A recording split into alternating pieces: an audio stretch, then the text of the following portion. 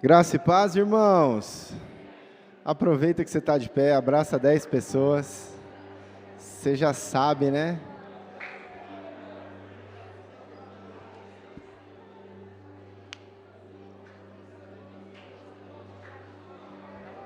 Usa Tainá hoje. Todo mundo faz isso. Ah, é? Então, não é mesmo, Tainá?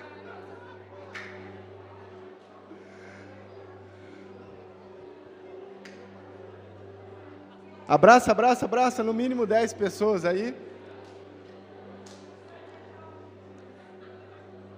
Não, você quer que a gente volte? Não, vamos deixar o irmão, a gente faz oração.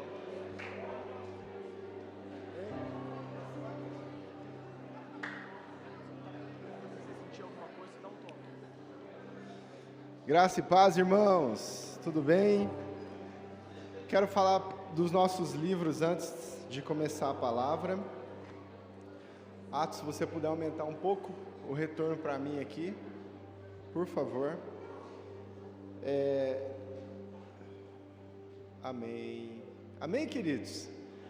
Gostaria de falar sobre os nossos livros. O primeiro que eu gostaria de falar é um livro do Andrew Murray, chamado Humildade. Esse livro marcou a minha vida, irmãos, porque a gente acha que sabe o que é ser humilde, né? A gente pensa que sabe, assim, como você faz para ser humilde. Mas quando eu comecei a ler esse livro, o primeiro capítulo já me bateu bastante.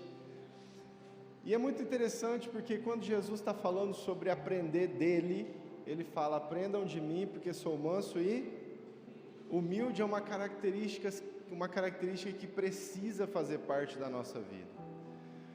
Principalmente hoje em dia, nós vemos uma realidade onde as pessoas fogem dessa aparência de humildade, né?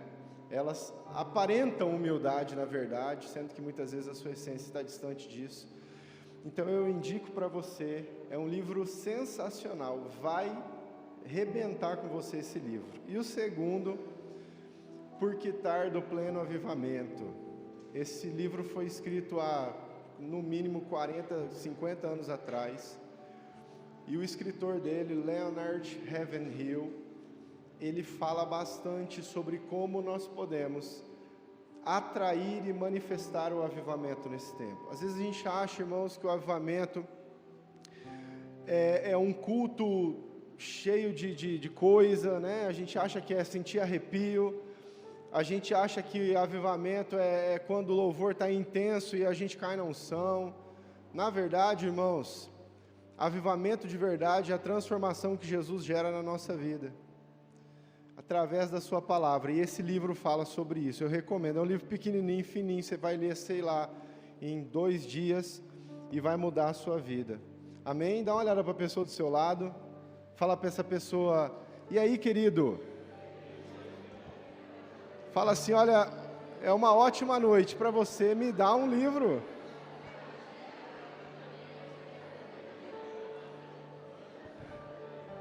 Se você tiver ousadia, fala para a pessoa, no final passa lá e escolhe que eu vou te dar. Aí já não quer, né? Amém, irmãos. Escolhi basicamente esses 2 livros para falar um pouquinho do assunto que a gente vai conversar essa noite. Se você já quiser procurar o livro de Jó aí, nós vamos falar um pouquinho, nós vamos ler o começo, um texto de Jó, não é o texto base, mas a gente vai ler ele. Essa palavra, irmãos, é baseada, na verdade, ela tem como título uma palavra de um pastor, amigo nosso, da nossa família. O nome dele é Fernando Hamilton, ele é um pastor da igreja presbiteriana. E eu me lembro dele falando sobre esse assunto quando eu tinha aproximadamente 12 anos, alguns anos atrás, poucos anos atrás. E essa ministração dele marcou a minha história, porque eu ainda estava numa transição de adolescente, né, meio criança, jovem, você não sabe o que você é ainda, tem hora que você fala fino, tem hora que você fala grosso, né, nessa idade de 12 anos, e quando essa palavra veio, trouxe direção para a minha vida. Eu nunca esqueci, é uma das poucas palavras que eu confesso que eu me lembro, é o título e o versículo que foi usado e o assunto que foi falado, tão antigo assim, né, para mim. Não tão antigo assim. E ele falou bastante sobre o tema da palavra é floresça onde você está plantado. E ele falou muito, e eu quero falar sobre isso hoje, usar esse tema para falar sobre o fato de nós, eu e você, sermos peças estratégicas que Deus quer usar nesse tempo. Nós estamos sendo colocados por Deus em lugares estratégicos para que o reino possa se manifestar. Você tem os amigos que você tem, porque Deus quer que você transforme e ajude a edificar a vida deles. Você está na escola, no trabalho, você exerce o curso que você exerce, você está vivendo essa realidade hoje, porque é intencional de que Deus possa te usar para marcar a história de pessoas através da sua vida. O grande problema é que nós muitas vezes não estamos nos encaixando, nós não estamos aceitando, nós não estamos nos identificando nesse mover que Deus tem para cada um de nós. E ao invés de viver uma vida florescendo ou frutificando no lugar onde nós estamos plantados, nós vemos uma vida infrutífera, nós vemos uma vida relativamente inútil, nós não entendemos os processos que Deus está estabelecendo na nossa vida. E Ele está nos plantando para trazer edificação, Ele está selecionando as nossas vidas para que a gente faça diferença. Nós vivemos um tempo de uma sociedade, irmãos, que hoje em dia é muito difícil você ver o caráter fiel das pessoas. Estou certo ou estou errado? Não vamos falar nem da questão do cristianismo, vamos falar da conduta moral de uma pessoa. Hoje em dia a pessoa honesta, ela muitas vezes é menosprezada, muitas vezes ela é vista como aquele que não vai ser bem sucedido, ela é vista como aquela pessoa que não vai prosperar. Aquele que tem um caráter honesto e irrepreensível, muitas vezes ele é criticado, ele é humilhado, tiram um sarro dele nas rodas, porque hoje o mundo é dos espertos, porque hoje aqueles que são mais sagazes, eles conseguem mais conquistas. Sem falar na questão bíblica, claro que está tudo conectado, mas sem falar na questão bíblica, nós vivemos uma época, nós vivemos um tempo onde o caráter moral está sendo esquecido. Falar hoje de não viver uma vida na verdade, falar hoje de viver uma vida na mentira é uma coisa muitas vezes normal. Nós estamos perdendo a perspectiva não apenas cristã de um evangelho que muda a realidade onde nós estamos, mas nós estamos perdendo a perspectiva moral de sermos diferença simplesmente porque nós fomos criados por Deus.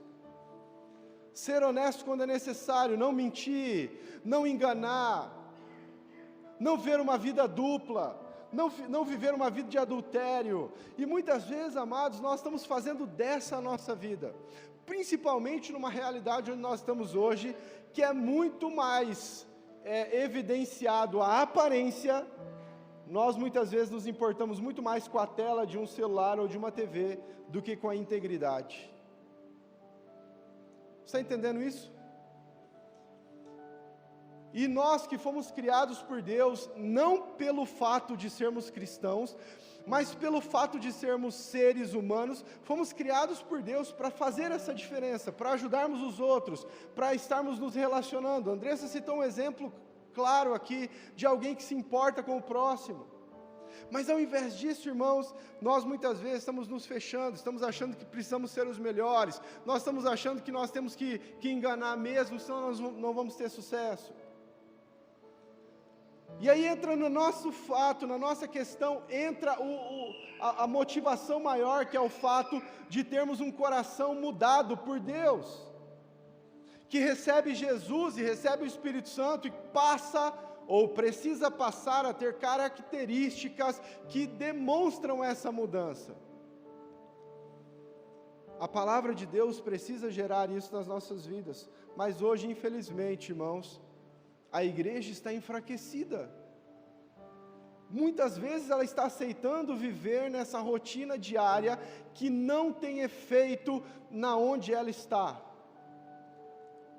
Nós muitas vezes caímos na ideia de que aqui na igreja nós somos cristãos, aqui no templo, quando a gente sai lá fora e a gente não precisa ser cristão, porque lá ninguém está vendo. Às vezes o seu meio de relacionamento são pessoas que não fazem parte do contexto da igreja. Então lá você conta uma piada suja, você fala um palavrão, lá você engana, porque na verdade ser crente é lá na igreja, né? E às vezes a gente está vivendo essa realidade, nós estamos achando que nós, quando saímos ali, a gente guarda o nosso princípio cristão num armário e a gente pega domingo que vem, a hora que voltar para o templo aqui. Nós não estamos relativamente trazendo o bom perfume de Cristo quando é necessário. Eu não quero falar isso para você num ar de julgamento, mas eu gostaria que você entendesse isso como um alinhamento, uma possibilidade da gente rever alguns valores da nossa Bíblia e começarmos da nossa vida e começarmos a produzir algo de especial daquilo que Deus quer fazer através de nós. Jesus não morreu na cruz para a gente sentar numa cadeira domingo à noite. É muito pequeno a gente pensar dessa forma. Ele morreu na cruz para que nós não apenas fôssemos para o céu, mas Ele morreu na cruz para ativar algo nas nossas vidas e manifestar um reino que é presente, que Ele trouxe, para que nós causássemos uma revolução na vida das pessoas, começando pelo nosso caráter moral. E às vezes, irmãos, a gente vem para a igreja esperando um grande culto, onde o mover vai acontecer, mas a gente não espera isso na segunda-feira de manhã, quando a gente vai para o trabalho. Nós estamos condicionando a vida cristã a um lugar. Jó capítulo 8.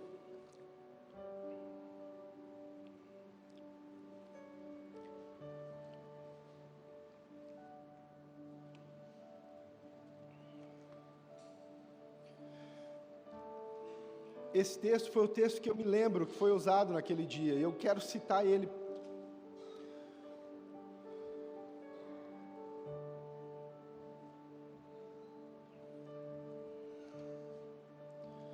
Jó capítulo 8, versículo 10, aqui Bildade, um amigo de Jó, está conversando com ele, está dando algumas direções, está dando alguns conselhos. Algumas pessoas falam que ele estava equivocado, mas tem muita razão naquilo que ele vai falar aqui. O versículo 10 fala assim: porventura não te ensinarão os pais, não haverão de falar-te do próprio entendimento, não proferirão estas palavras? Pode o papiro crescer sem o lodo, ou viça o junco sem a água, estando ainda na sua verdura e ainda não colhidos, todavia antes de qualquer outra erva se secam. Assim são as veredas de todos quantos se esquecem de Deus, e a esperança do ímpio perecerá. Eu quero chamar a tua atenção para essa expressão: pode o papiro crescer sem o lodo? Lodo, normalmente nós associamos a um lugar, o pântano, em algumas versões traz a palavra pântano, a um lugar que não tem vida, a um lugar que não gera, a um lugar que não produz. Quem sabe são etapas da nossa vida onde a gente acha que nada está dando certo, onde a gente acha que nada está funcionando. Mas esse livro de Jó está falando para nós que mesmo no pântano, mesmo no lodo, alguma coisa pode florescer. E eu e você precisamos trazer isso para a nossa vida. Não importa o estágio em que você esteja, não importa a situação em que você esteja, não importa o problema que você esteja envolvido, mesmo assim lá, no meio do lodo, você pode produzir flores. Você pode exalar o bom perfume de Cristo. Só que, irmãos, nós vemos uma realidade que nós estamos inventando desculpa para tudo que a gente faz.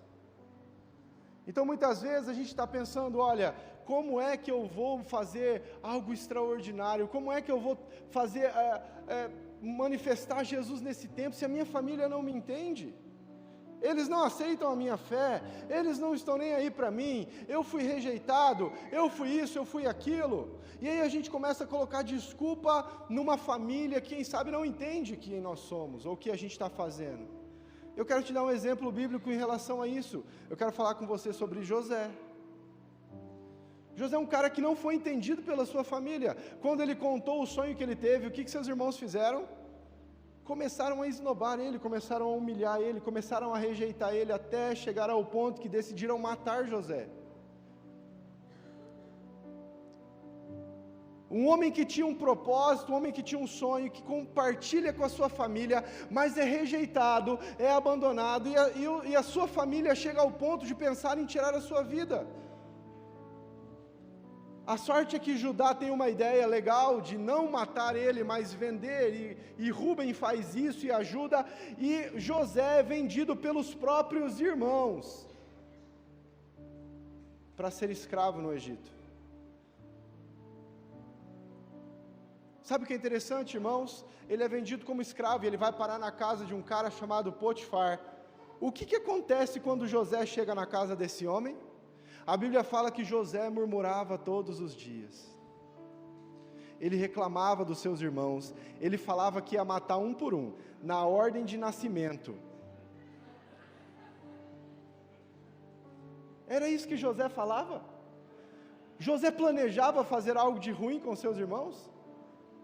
Pelo contrário, a Bíblia fala que o fato de José estar na casa de Potifar fez com que o seu mestre, o seu patrão, crescesse e prosperasse. Um escravo, e pela presença de um escravo na casa, a casa era abençoada. Pela presença daquele homem ali, o mestre dele, o chefe, o senhor dele, era abençoado, a casa dele era edificada. Mas José, irmãos, não era uma autoridade dentro da casa, era um escravo. Ele era tratado como um escravo, ele dormia com os escravos, ele era rejeitado como um escravo. Mas a palavra fala que pelo fato dele estar naquele lugar, aquela casa foi abençoada. Ele conseguiu florescer onde ele estava plantado, mesmo não sendo ele que dominava. Não obstante a isso, a mulher vai lá, e trai ele, e apronta para cima dele, e José é preso. Sabe o que ele fez na prisão? Ele acrescentou aquela mulher na lista de morte. Falou, agora tem mais uma. Foi isso que ele fez? Não. A Bíblia fala que pelo fato de José estar na prisão, a prisão foi abençoada. Irmãos, está na Bíblia isso. Você já imaginou uma prisão ser abençoada, uma prisão ser edificada pelo governo? A gente até entende, mas você já imaginou a prisão ser abençoada por um preso? Olha, eu vou bancar essa prisão, estou preso aqui, vou orar todo dia por ela, ela vai prosperar, ninguém mais vai fugir. Mas a Bíblia fala que quando José é preso, o passar dos dias em que ele estava na prisão, e queridos, não foi um dia, 2 dias, 3 dias, às vezes você só vira a página, foram anos. E esse período em que ele ficou lá, a Bíblia fala que a prisão foi edificada. Ele floresceu onde ele estava plantado, não importa a situação, não importa a circunstância, ele fez do lugar onde ele estava, um lugar para manifestar o reino de Deus. E ele não tinha a Bíblia para ler todo dia, ele tinha convicções que o pai dele havia ensinado para ele. Mas muitas vezes, irmãos, nós estamos reclamando, porque a nossa família não dá muita atenção para nós, porque está difícil o relacionamento em casa, então eu não consigo fazer a obra de Deus, porque está, sei lá, E sabe o que é mais interessante?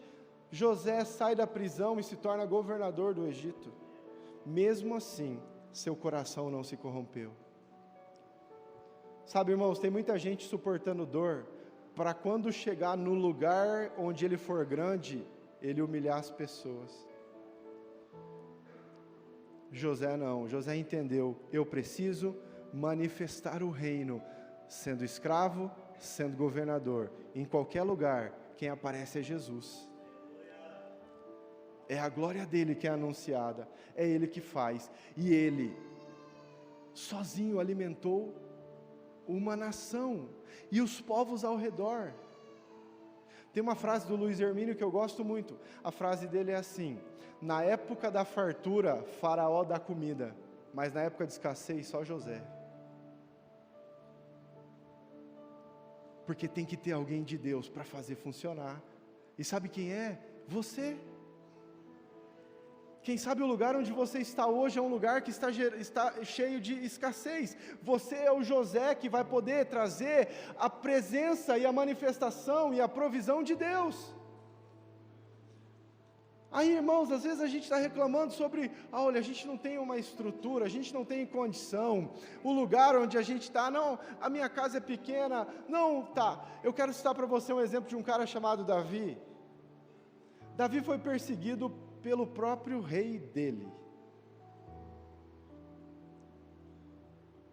Um cara que decidiu se posicionar para ajudar o seu rei.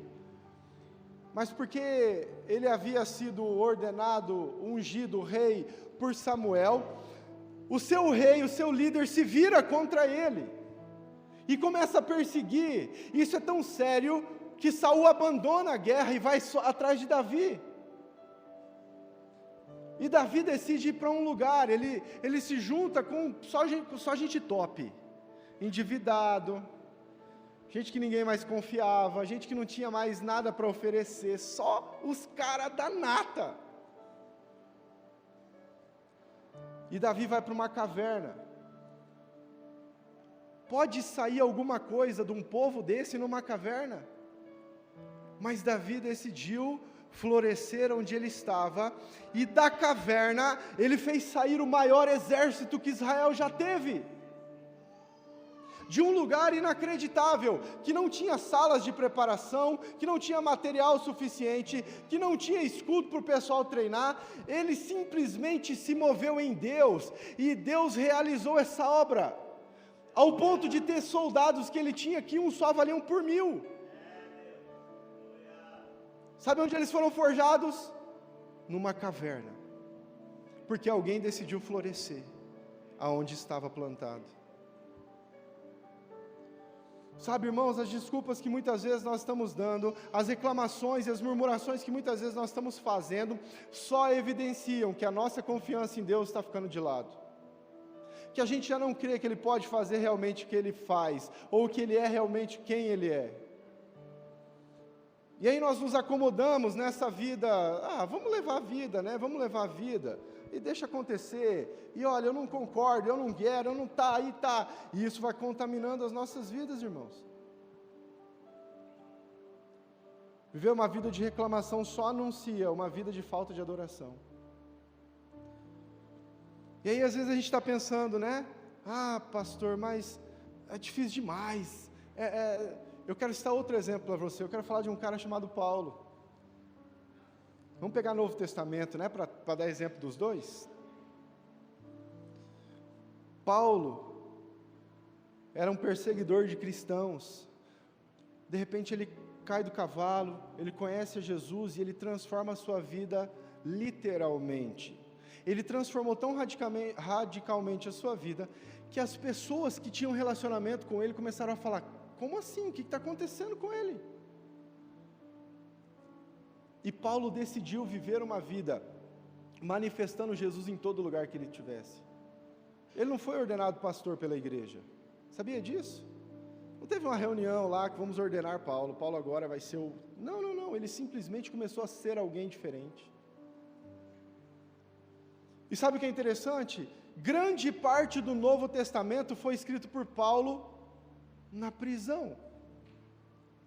Às vezes a gente tem uma ideia de que Paulo estava escrevendo as cartas, né, para as igrejas, e ele estava naquela escrivaninha bonita, né, aqueles papéis cheirosos, bonitos em cima da mesa, e aí ele tinha uma foto de cada igreja, ele olhava para a igreja de Corinto e falava: nossa, esse povo tem amor, o amor benigno, é paciente. Aí eu olhava para Efésios e falava, essa galera precisa melhorar a armadura de Deus, eu vou escrever sobre isso. A gente achava que Paulo estava na sua escrivania, tão lindo, né, que é um contador, escrevendo as suas cartas. Não, amado, Paulo estava na prisão, ele estava preso. Mesmo assim, decidiu florescer aonde estava plantado e trouxe uma das maiores revoluções que o mundo já viu. Preso. E muitas vezes nós estamos reclamando, irmãos, que a gente não pode, que a gente não consegue por mínimos detalhes. Querendo ou não, na verdade, nós estamos dando desculpas para que a gente realmente não seja o que Deus quer que a gente seja. E eu não falo isso para que você se sinta mal, eu falo isso para que você comece a olhar para dentro de você e identificar essa área da sua vida que precisa ser tratada para que haja uma mudança. E sabe o que é interessante? O final da vida de Paulo não foi uma aposentadoria linda na beira da praia. O final da vida de Paulo, que às vezes a gente acha que vai trabalhar para Deus, porque lá no final a gente vai ser recompensado. A nossa recompensa está na glória. Você é plantado na terra, dá os seus frutos, e você recebe a sua recompensa na glória. É por isso que Paulo falava, porque a minha leve e momentânea tribulação vão produzir peso de glória. Porque para mim tenho por certo que os sofrimentos do tempo presente não podem ser comparados com a glória a ser revelada em nós. E aí ele estava na prisão, ele estava no corredor da morte, alguns dias antes dele ser decapitado, ele escreve para Timóteo, lutei o bom combate, guardei a fé, fiz o que deveria ser feito. Quando chegar no céu, quando chegar diante de Jesus, ele vai falar, servo bom e fiel, você foi fiel.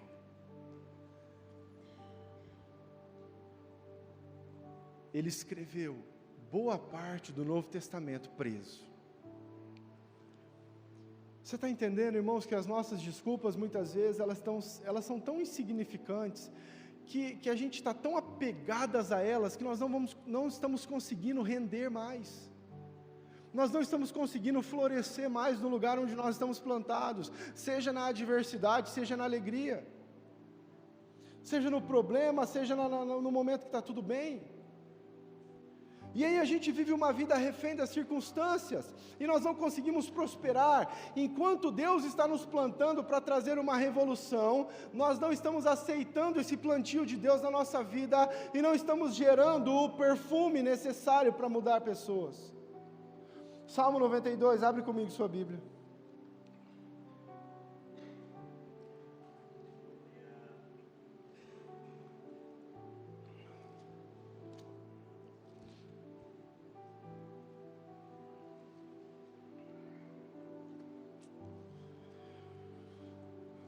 Salmo 92, versículo 12.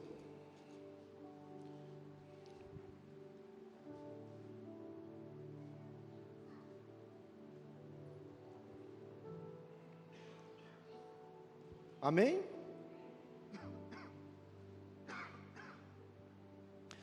A palavra fala assim: o justo florescerá como a palmeira, crescerá como o cedro no Líbano, plantados na casa do Senhor, florescerão nos átrios do nosso Deus, na velhice darão ainda frutos, serão cheios de seiva e de verdor, para anunciar que o Senhor é reto, Ele é a minha rocha e nele não há insegurança.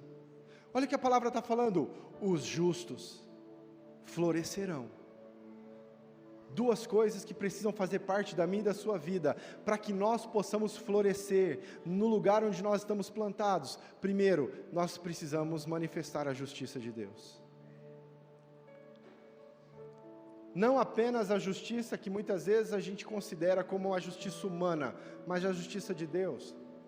E eu quero te fazer uma pergunta em relação a isso. Como você tem sido em relação a uma vida justa? Eu quero que você pense enquanto eu estou falando. Como você tem manifestado? Não vamos entrar ainda na questão bíblica, vamos falar da questão moral. qual tipo de justiça você tem manifestado nesse tempo? Você tem sido honesto com o seu patrão?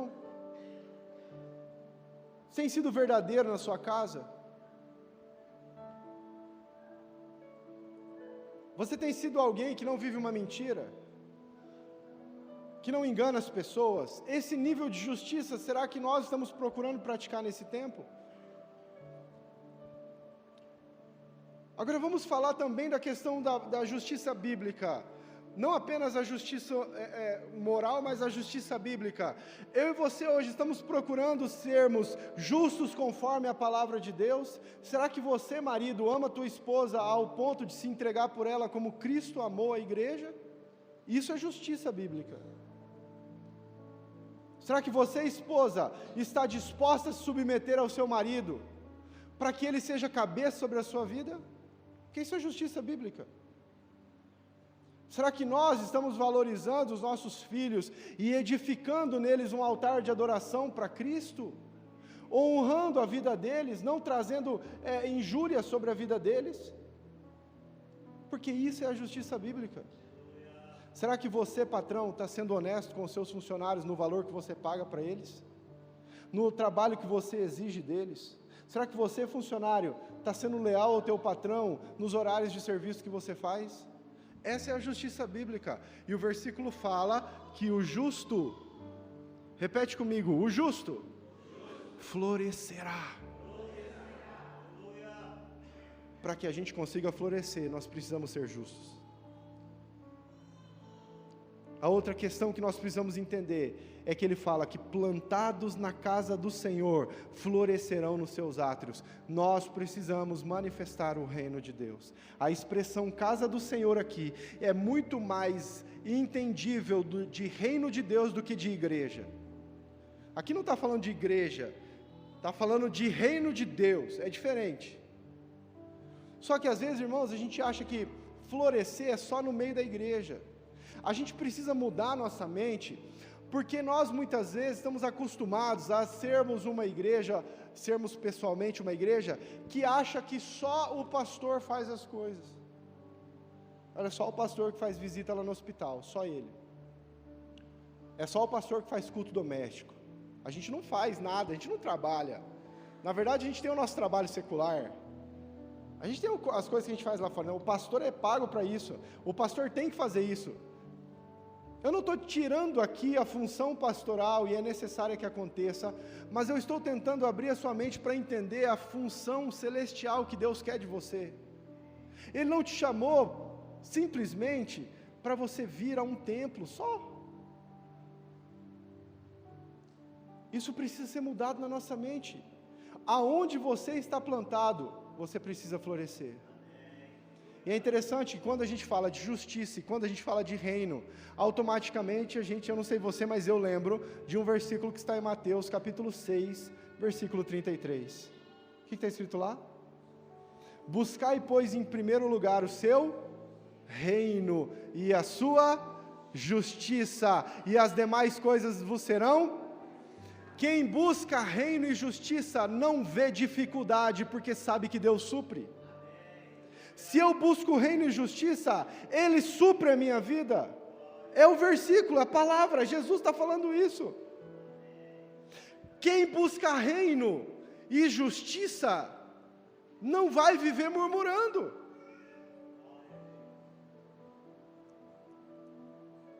Isso é interessante, irmãos, porque está relacionado à palavra de Deus. Justiça é você conhecer e praticar. Reino é manifestar a palavra de Deus. Se você pegar o livro de Salmos 1, versículo 2, ele fala assim: medita na sua palavra dia e noite, e ele é como árvore plantada junto a ribeiros de águas, que no devido tempo dá o seu fruto, e as suas folhas não murcham, e tudo o que ele faz será bem sucedido. Quem é plantado junto ao ribeiro de águas e tudo que faz será bem sucedido? O que medita na palavra, o que procura justiça, o que procura a manifestação do reino. Para que nós possamos florescer, nós precisamos conhecer a palavra, no mínimo termos a intenção de meditarmos mais na nossa palavra, na Bíblia. Não tem como florescer nesse tempo se você não tiver conteúdo bíblico dentro de você, amado. Eu não estou falando para você ler, a gente falou isso já, estou falando para você ler a Bíblia para querer ensinar para os outros, eu estou falando para você ler a Bíblia para você se edificar. Quem tem que florescer é você, não fica achando que é os outros que tem que florescer, é você. E o perfume que você exalar de Cristo vai transformar a vida das pessoas. Mas eu e você precisamos entender isso, irmãos. Nós precisamos e podemos ser a diferença em todas as áreas e lugares que estivermos. Concorda comigo ou não? Nós temos que florescer na escola que estudamos ou na escola que ensinamos, sendo aluno ou sendo professor. Lá a gente manifesta Jesus. Nós precisamos florescer no escritório que trabalhamos, sejamos patrão ou funcionário. Lá a gente manifesta Jesus. Nós precisamos florescer no hospital, que consultamos ou medicamos, no tribunal, que advogamos ou julgamos, no consultório, que atendemos, na sala, que aconselhamos ou somos aconselhados, na obra que construímos ou arquitetamos, no órgão público que exercemos o nosso concurso, na academia que treinamos ou somos treinados. Nós precisamos exercer a nossa função de sermos a manifestação do reino de Deus em qualquer lugar que nós estejamos. Isso é igreja. E igreja, chamados para fora. Ser o que Jesus foi, na onde nós estivermos. A gente gostando ou não, estando tudo bem ou não, você recebendo bem ou não, você precisa ser um cristão. Eu sei que é difícil ouvir isso, irmãos. É difícil para mim falar isso. Mas é necessário que a gente comece a despertar para que essa revolução aconteça nas nossas famílias, para que essa revolução aconteça na nossa cidade, de um povo que se levante biblicamente, para fazer a diferença em qualquer lugar que ele esteja. Porque quem vai abençoar e edificar a sua casa, querido, é você. Quem sabe você é o José, que alguém precisa para ser edificado. Você está entendendo, amado? Faz assim com a cabeça, pelo menos, só para mim.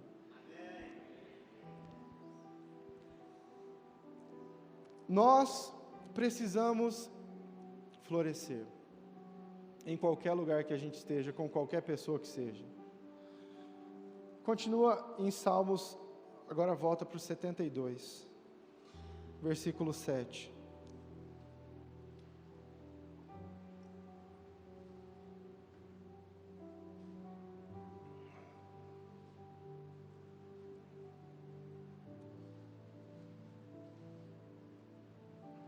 O que fala aí, amado?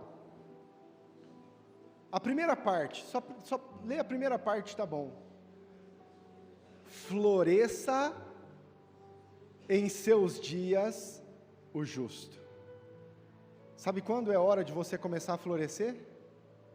Agora. É nos seus dias. Não espere o dia dos seus filhos. Não fique pensando em deixar legado para a próxima geração. Seja alguém que faça a diferença hoje, porque a sua história vai mudar pessoas depois. É o que nós fazemos agora. Floresça o justo nos seus dias. Não fique esperando o apocalipse chegar para você tentar fazer a diferença. Seja agora a diferença. Mateus capítulo 13. Anote aí, não precisa abrir. Versículo 43, Jesus está falando da parábola do joio e do trigo, e ali ele explica que o joio e o trigo crescem juntos. Essa diferença só vai ser vista, irmãos, no dia do juízo final. Mas tem um versículo que chama atenção, o versículo 43 fala assim: então os justos resplandecerão como o sol. Você, praticando a justiça, florescendo, você pode trazer luz. Quantas pessoas você conhece hoje que estão nas trevas, só precisando de você acender uma lanterna para eles, só precisando de você demonstrar a diferença que Jesus fez na sua vida? E é interessante, eu quero que você abra Salmos 84.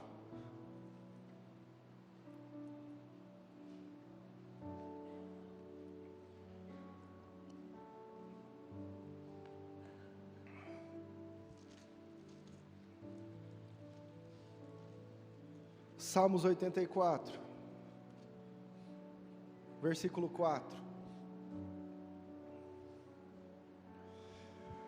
Bem-aventurados que habitam em tua casa, louvam-te perpetuamente. Bem-aventurado o homem cuja força está em ti e cujo coração se encontram os caminhos aplanados, o qual, passando pelo vale árido, faz dele um manancial, de bênçãos o cobre a primeira chuva. A palavra está falando que se nós confiarmos em Deus, se nós depositarmos a nossa vida nele, a nossa força nele, colocarmos o nosso coração em Jesus, qualquer deserto que você passar, vai se transformar em manancial. Você pisou no deserto, vai brotar rio. Isaías 35, abre comigo esse texto, se gostaria que você lesse comigo.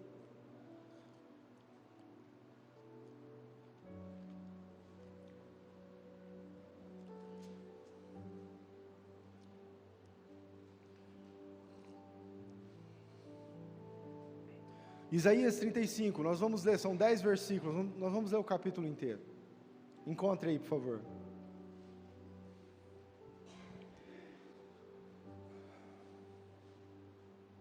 A palavra fala assim: o deserto e a terra se alegrarão. O ermo é terra desértica, tá? O ermo exultará e florescerá como narciso, florescerá abundantemente, jubilará de alegria e exultará. Deu-se-lhe a glória no Líbano, o esplendor no Carmelo e de Sarão. Eles verão a glória do Senhor, o esplendor do nosso Deus. Fortalecei as mãos frouxas e firmai os joelhos vacilantes. Dizei aos desalentados de coração: sede fortes, não temais.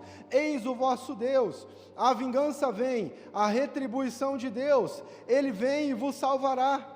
Então se abrirão os olhos dos cegos e se desimpedirão os ouvidos dos surdos, os coxos saltarão como servos e a língua dos mudos cantará, pois águas arrebentarão no deserto e ribeiros no ermo.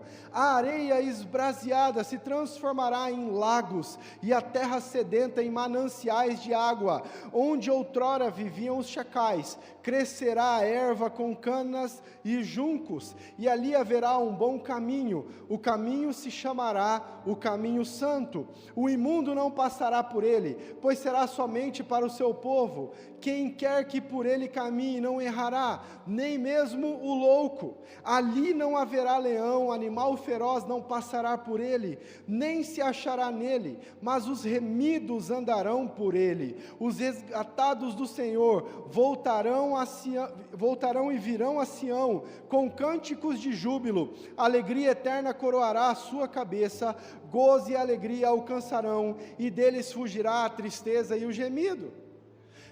O povo estava vivendo uma realidade. O povo de Israel estava passando por uma situação. Havia um rei que havia tomado o reinado. Ele havia herdado seu pai, e ele fechou a porta do templo, e ele instaurou nessa época adoração aos ídolos. Ele não era bom para a nação. Nesse tempo, Judá havia sido invadida pelos sírios, e ele fez uma aliança com os assírios. Ele desobedeceu completamente aquilo que Deus havia falado para ele, e sobreveio sobre a nação uma maldição, uma seca. E de repente Deus chama Isaías e fala: vai acontecer algo com vocês. E lança uma palavra profética sobre um tempo de fartura, sobre um tempo onde as pessoas seriam curadas, sobre um tempo onde um avivamento aconteceria. Sabe quando se cumpre isso aqui? Abre comigo Mateus, capítulo 11.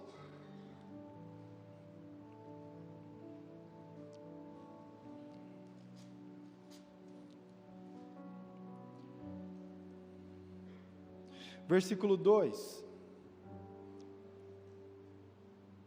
Amém? quando João Batista ouviu no cárcere falar das obras de Cristo, mandou por seus discípulos perguntar-lhe: Tu és aquele que estava para vir, ou havemos de esperar outro? E Jesus respondendo disse-lhes: Ide e anunciai a João o que estáis ouvindo e vendo. Os cegos veem, os coxos andam, os leprosos são purificados, os surdos ouvem, os mortos são ressuscitados, e aos pobres está sendo pregado o Evangelho.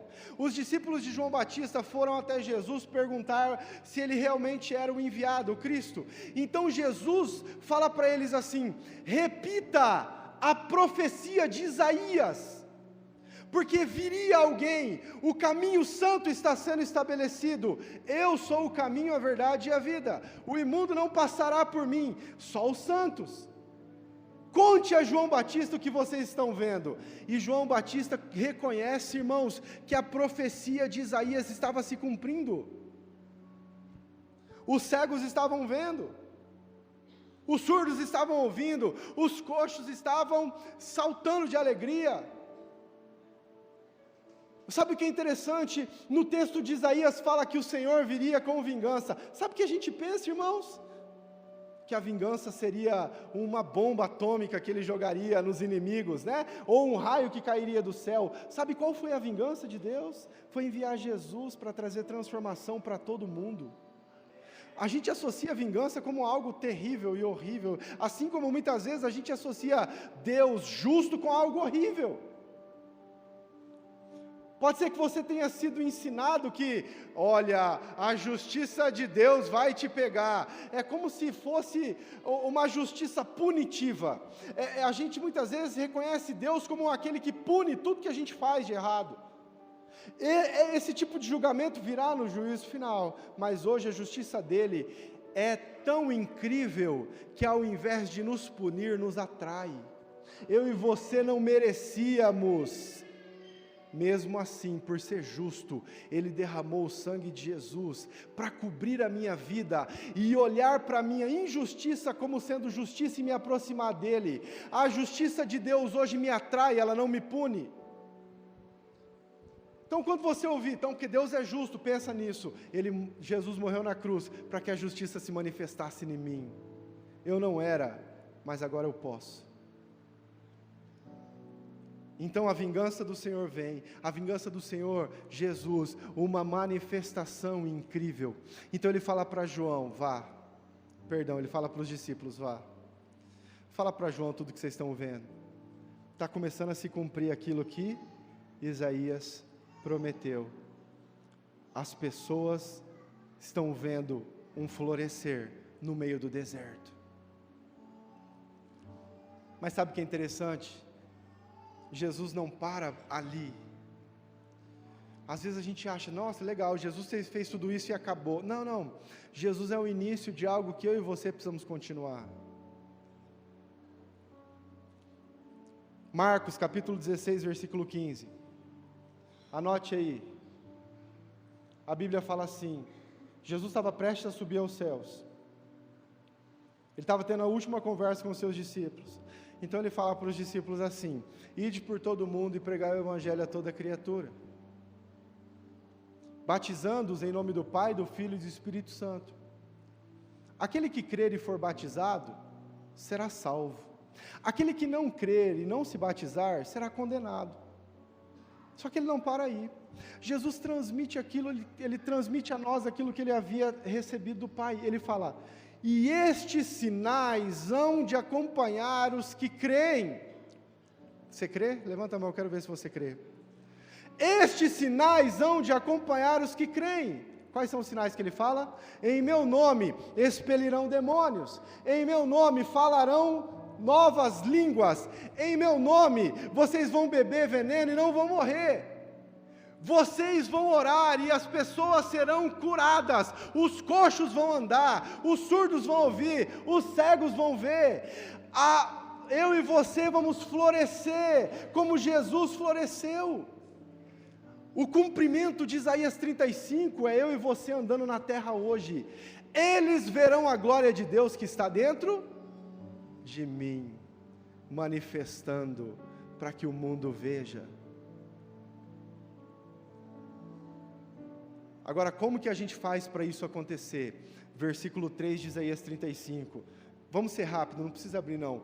Fala assim: portanto, fortalecei as mãos fracas e firmai os joelhos vacilantes. Hebreus capítulo 12, para a gente terminar.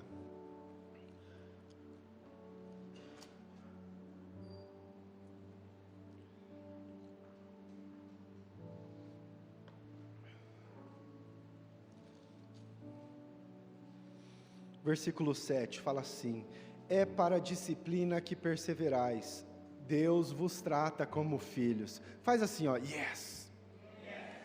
De novo, fala yes. Deus vos trata como filhos.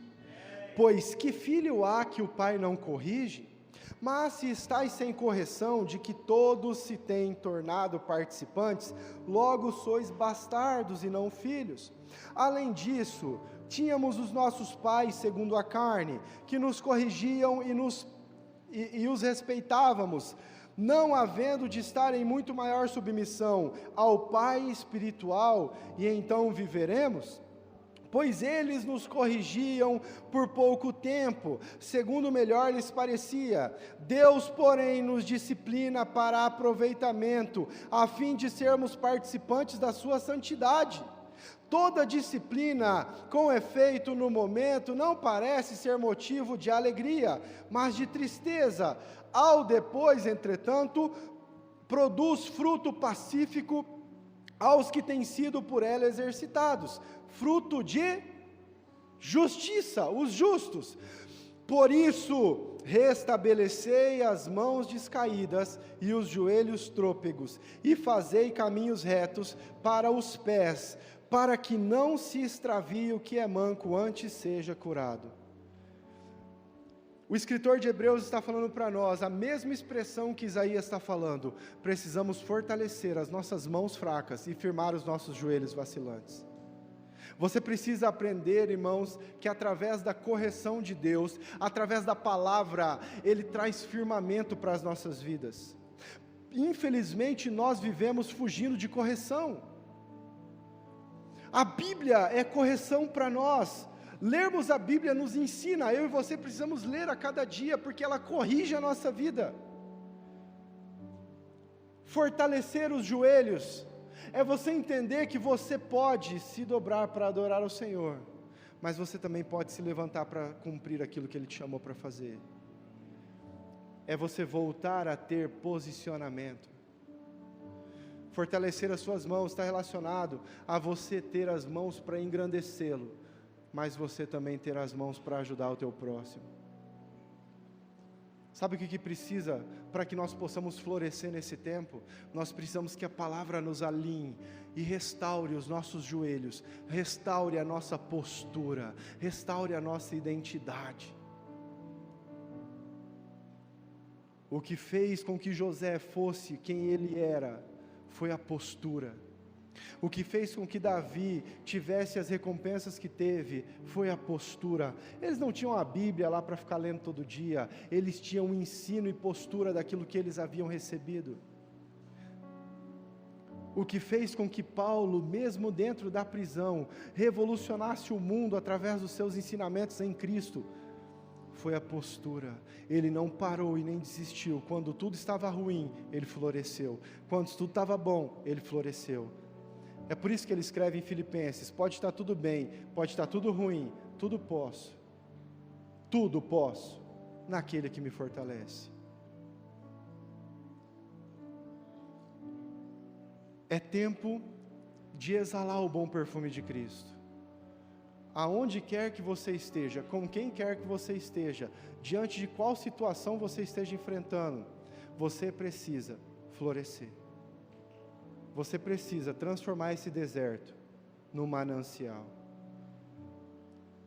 Gostaria que você ficasse de pé para nós orarmos.